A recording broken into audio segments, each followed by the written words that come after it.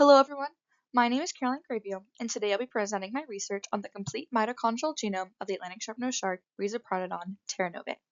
The Atlantic sharpnose shark is one of the most common shark species found in the Gulf of Mexico. However, it inhabits the majority of the east coast of North and Central America.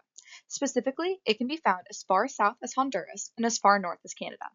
Due to its high abundance, the species plays an important role in the food webs of its coastal ecosystem. As juveniles, these sharks are prey to larger, older shark species, and as adults they are predators to mainly teleost fish as well as crustaceans, mollusks, echinoderms, cnidarians, and eurycloids.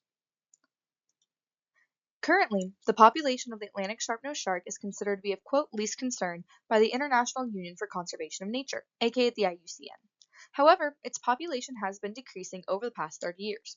It is one of the most commonly fished shark species in the Gulf of Mexico, which is a region that lacks fishing regulations to protect sharks. It is also a common bycatch in shrimp trawlers off the southeast USA coast. So the Atlantic sharpnose shark is very closely related to Rhizoprotodon porosus, the Caribbean sharpnose shark. The two species have a geographical overlap in the northern Bahamas and are extremely morphologically similar. The only genetic studies that exist for R. terranovae have focused on the genetic discrimination from R. porosus by using different molecular markers and techniques. These studies include a 2019 study by Davis et al. That analyzed the control region of the species to study the genetic structure and congeneric range of the two species. A 2004 study by Todd et al. That looked at the single-stranded conformational polymorphisms, or SSCPs, to study the relationship and population structures of the two species. In a 2010 study by McDonough et al., which analyzed the mitochondrial cytochrome C oxidase subunit 1 gene, or the COX-1 gene, to study the distinction between the two species. So the purpose of my study was to sequence, annotate, and analyze the mitochondrial genome of R. terranovae and create the first mitochondrial genomic resource for the species. This new genomic resource would be vital in supporting its conservation. So as for the methods, we first retrieved a specimen of the species from the fish collection at the Museum of Natural History as part of the Smithsonian Institution. The specimen itself was collected in 2012 off the coast of Virginia, and the gDNA was extracted from its muscle tissue using established protocols. Next, at the Museum of Natural History, as part of the Smithsonian Institution, the DNA sample was sequenced in the Illumina short-read sequencing platform.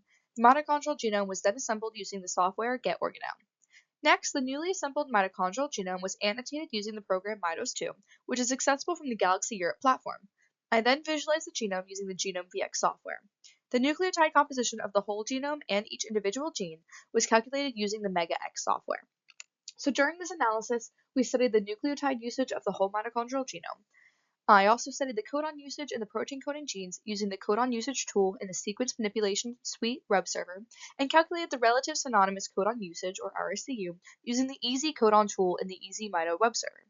I conducted a selective pressure analysis using the KA/KS_calculator 2.0 software, and I visualized the tRNA secondary structures, identified the tandem repeats and microsatellites of the control region, and visualized the secondary structure of the control region as well. The tools I used for these last three steps are discussed later in this presentation.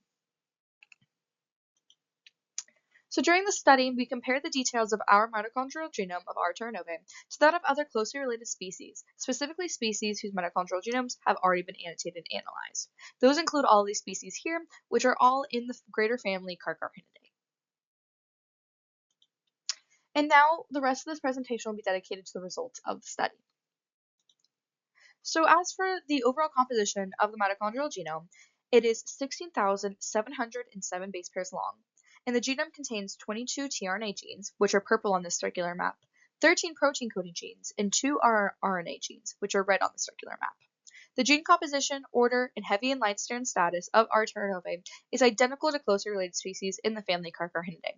Having 22 tRNA genes, 13 protein coding genes, and 2 RNA genes is typical of all eumetazoan mitochondrial genomes.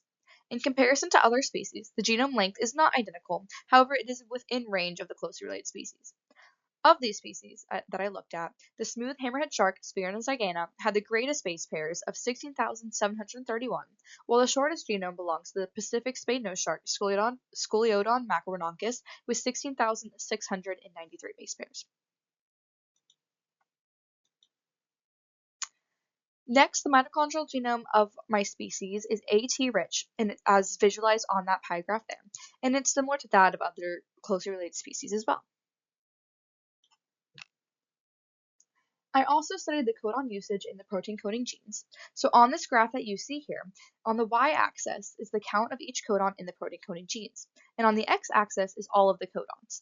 The x-axis is arranged in ascending order, so the codons with the lowest counts are to the left, while the codons with the highest counts are found to the right. The most commonly used codons in Artura novae's mitochondrial genome are the protein coding genes of the genome are ATT, which is used 206 times, CTA, which is used 196 times, TTA, which is used 184 times, CTT, which is used 137 times, and ATC, which is used 133 times. The least commonly used codons in the PCGs are CCG, TCG, and AGG, which are all used only once. The most used codons in the genome are AT-rich. There are a few other studies that analyze the codon usage in the family Carcharhinidae. Of the ones that I found, the codon usage of Artura novae is similar to that of the oceanic white-tip shark, Carcharhinus longimanus, and the lemon shark, Negabrion brevirostris. Specifically, C. longimanus was reported to have leucine and isoleucine codons as the most frequent in the PCGs, which is in line with my observations. The relative synonymous codon usage value is a measurement of the codon usage bias, and it is a ratio of the observed frequency of a specific synonymous codon over the expected frequency of that codon.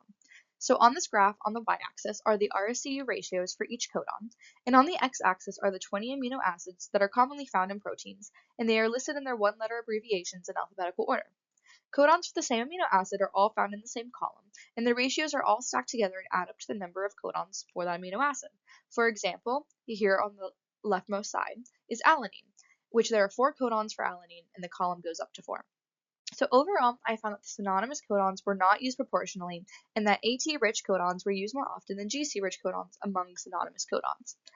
The closely related oceanic white-tip shark, Carcharhinus longimanus, and the lemon shark, Negabrion brevirostris, also had disproportional codon usage and AT-rich codons, and had similar codon usage overall. Studies have found that the main determinant of codon usage bias in vertebrates is mutational pressure, and that codon usage likely affects nucleotide usage. So, selective pressures in the mitochondrial genome were analyzed by estimating the number of non-synonymous changes per synonymous site, as denoted by Ka, in the number of synonymous changes per synonymous site, as denoted Ks, and finding specifically the omega value, which is the ratio of the two, specifically Ka over Ks, for each protein coding gene. The omega value was used to identify neutral selection, omega equals 1, purifying selection, omega is less than 1, or diversifying selection, omega is greater than 1, in each PCG of the species. The Pacific spino shark Scoliodon macronachus was used as an outgroup for this study. So here on this graph are my results of this analysis. On the x-axis are the 13 protein coding genes in the mitochondrial genome, and on the y-axis are the Ka over Ks, or omega values, for each protein coding gene. The genes on the x-axis are arranged in order from lowest to highest ratio. All of our calculated ratios were below 1, which means that all PCGs are undergoing purifying selection. NAD6 had the greatest ratio, or the highest ratio, meaning that it is undergoing the weakest purifying selection and selective restraints out of all the PCGs. NAD41 and COX1 had the smallest ratios, meaning that they are undergoing the strongest purifying selection and selective restraints out of all the PCGs. There are very few other studies that have calculated the Ka over Ks ratios and analyzed the selective pressures for species within the genus Rhizoprhodon or the family Carcharhinidae. However, one study on the lemon shark, Negabrion brevirostris, had similar results in which all the PCGs were undergoing purifying selection. Purifying selection is important in maintaining the integrity and function of genes that are responsible for key cell functions, such as the 13 mitochondrial protein coding genes that encode components for the electron transport chain. These genes have high mutation rates compared to other nuclear genes, resulting in a higher chance of deleterious mutations occurring, so it's important for these mutations to get removed from the genome via purifying selection to sustain ATP synthesis. The tRNA secondary structures were identified by MITFI in MITOS2 softwares and visualized by TBA Forna. After visualizing each tRNA in this mitochondrial genome, each has a typical cloverleaf structure except for tRNS1, which has a truncated D-loop. A reduced D-loop in serine tRNAs is typical of all metazoans, and these truncated tRNA genes might be functional given the amino acylation and EF2 binding of truncated tRNAs have been demonstrated to assist in translation. Studies on other closely related species in the family Carcharhinidae have conflicting results, as some also had tRNS1 as the gene with the reduced D loop, but others had tRNS2 as the gene with the reduced D loop. To look into this discrepancy, I investigated the mitochondrial genomes of these other species by re-annotating their genomes and looking at the location of each of their genes. After using Mitos2 to reassemble the genomes of each species, I found that the gene that was labeled as tRNS2 in previous studies was labeled as tRNS1 in Mitos2, and it was found in the same location of the gene table. I took these genes and revisualized them as well, and each had a reduced D loop. My analysis demonstrates that the findings for R. novae were similar to those of other studies, as all had the same tRNS gene with the truncated D loop.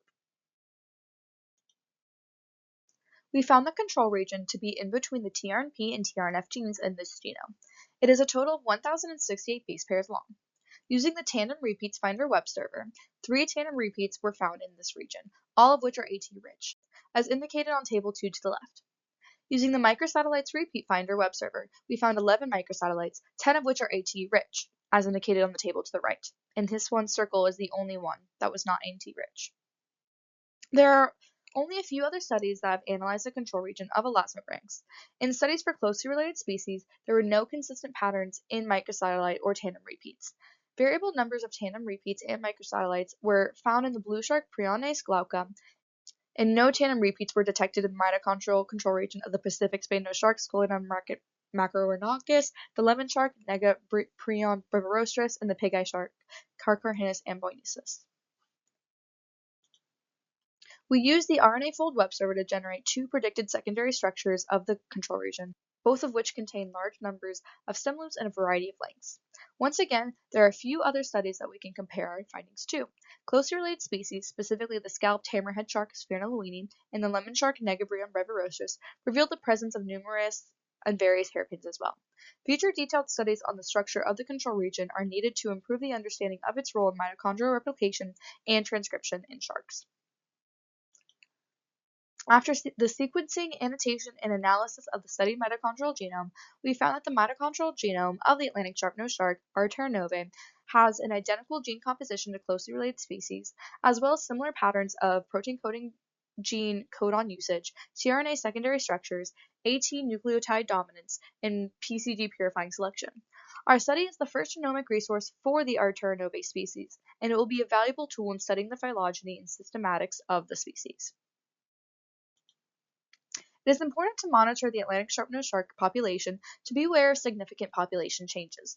Utilizing eDNA is a promising, non-invasive method for monitoring the presence and abundance of a species in an ecosystem.